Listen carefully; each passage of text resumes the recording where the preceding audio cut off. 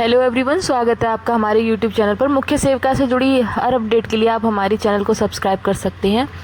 तो इस टाइम मुख्य सेविका भर्ती में बहुत ही ज़्यादा गर्मा गर्मी का माहौल चल रहा है, क्योंकि जिनका सिलेक्शन हो गया है वो परेशान है कि कहीं कोर्ट केस ना हो जाए, भर्ती पे स्टे ना लग जाए, और जिनका सिलेक्शन नहीं हुआ है वो बेचारे तो वैसे भी परेशान हैं। क्योंकि भाई जब इतनी मेहनत करने के बाद कोई हक छीन लेता है ना, तो दुख तो होता ही है।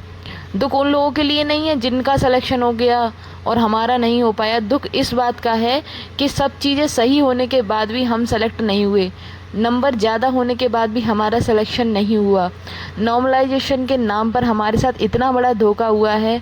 आपने 10 से 12 नंबर तक का नॉर्मलाइजेशन किया है, आपने 10 से 12 नंबर फर्स्ट शिफ्ट के कट कर लिए हैं, लेकिन दुख इस बात का है कि फर्स्ट शिफ्ट के नंबर कट करने के बाद भी सेकंड शिफ्ट को नंबर मिले ही नहीं है। सेकंड शिफ्ट में एससी कैटेगरी से 55 और 56 नंबर लाने वाली लड़की का सिलेक्शन नहीं हुआ, तो फिर नंबर कहाँ गए? क्या नॉर्मलाइजेशन के नाम पे इतनी बड़ी धांधली हुई है कि आप नॉर्मलाइजेशन कर रहे हैं और नॉर्मलाइजेशन मिल भी नहीं रहा है लड़कियों को? और आयोग से एक सवाल है कि अगर आपको बीएससी लेना था तो आपने बीएससी वालों के लिए पोर्टल ओपन क्यों नहीं किया? 1 साल तक इसी बात पे विचार चलता रहा कि बीएससी को लेना है या नहीं लेना, पोर्टल ओपन करना है या नहीं करना। उसके बाद फिर आप लोगों ने पोर्टल ओपन नहीं किया। फिर आपने किस आधार पर बीएससी को इन किया है? जब आपको बीएससी लेना था तो फिर आपको सबके लिए पोर्टल ओपन करना चाहिए था, हर बीएससी वाली लड़की को मौका मिलना चाहिए था। और जब आपने पोर्टल ओपन नहीं किया है, हर बीएससी वाली लड़की को मौका नहीं दिया है, तो फिर आपने अब बीएससी को किस आधार पर शामिल किया है? और आपने साफ साफ लिखा था कि कला वर्ग से स्नातक की उपाधि चाहिए। तो फिर उपाधि का मतलब क्या होता है? क्या 1 साल और 2 साल पढ़ना उपाधि होती है? तो सारी यूनिवर्सिटीज़ जो आरटीआई डालने पर जवाब दे रही हैं कि 3 साल तक आखिरी वर्ष में सब्जेक्ट होना चाहिए, तो वो यूनिवर्सिटी वाले पागल हैं? सारी योग्यता आयोग के पास ही है। आयोग इस बात का जवाब दे। और किस आधार पे आपने बीएससी को शामिल किया है, आयोग इस बात का जवाब दे। हम शांत नहीं बैठेंगे। मेरिट से ज़्यादा नंबर लाने के बाद भी हमको बाहर कर दिया गया है।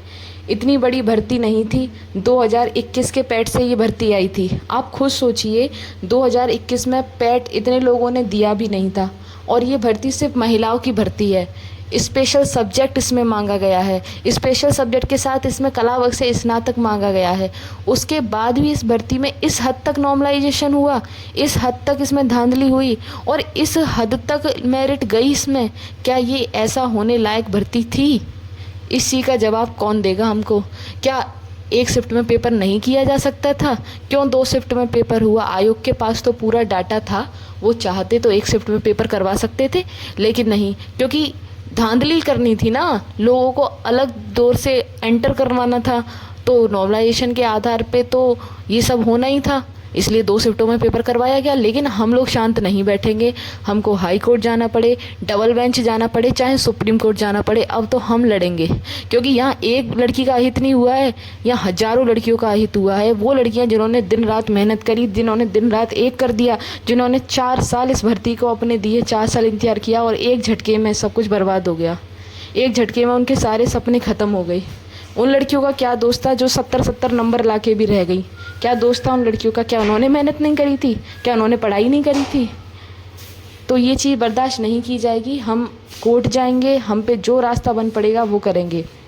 और जो बहनें जिनको लगता है उनके साथ गलत हुआ है, जो हमसे जुड़ना चाहती हैं, वो मुझे कमेंट कर सकती हैं। मैं उनको ग्रुप का लिंक दे दूँगी, वो ग्रुप में जाके ऐड हो जाएं। पहले हम अनु पटेल के बारे में गलत बोलते थे, हमको लगता था कि ये गलत कर रही है क्योंकि हम खुद सेलेक्टेड थे। लेकिन आज जब इतनी सारी लड़कियों के साथ अहित हुआ है ना, तब हमको एहसास हो रहा है कि नई भर्ती में सच में किस लेवल की धांधली हुई है। अभी महसूस हो रहा है चीज़ें। और जो लड़कियां सेलेक्ट हो गई हैं ना, वो आज बोल रही होंगी कि क्यों कोर्ट केस हो रहा है, क्यों हम लोग कोर्ट के दरवाजे पे जा रहे हैं। लेकिन वो हमको हमारी जगह खुद को रख के देखें एक बार कि अच्छे नंबर लाने के बाद भी जब रह जाते हैं तो कितना बुरा लगता है।